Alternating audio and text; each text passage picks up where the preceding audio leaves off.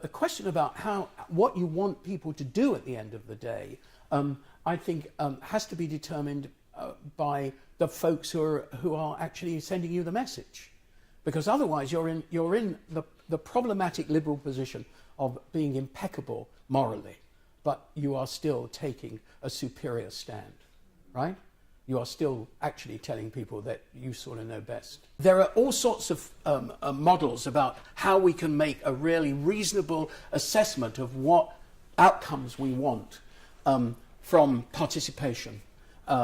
Participation will embrace interactivity necessarily, but it embraces it as interactivity at the level of production.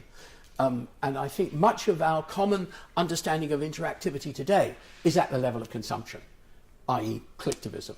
So I think that has to be in some way negotiated. Now, John is here playing with a Rubik's Cube, and the reason he's doing that is because it's John Gaventa's cube of power. And as I say, this is not the unique way of looking at the problem, but it's one way. And what he's saying is, look, you want to have some change, every one of these tiles has to come into line, right? And if you only play with one tile, media, right, you have no idea whether it's ever going to come into line or not, okay? So you need to say, well, who am I talking to? Am I talking, you know, am I talking internationally? Am I talking nationally? Am I talking locally? And what's the area of this debate, right? You know, is it visible? You know, is it a political campaign in a representative democracy, or is it totally invisible, as most power is, of course, or is it somewhere between the two, right? And then you get, well, how am I going to do it? You know, is it closed? Do I have to kick the door down?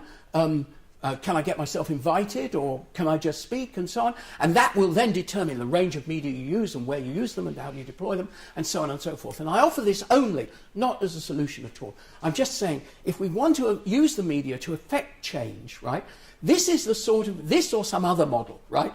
This level of complexity has to be part of what we do. So we're getting all these really interesting sites, most of which are politically impeccable in every other way.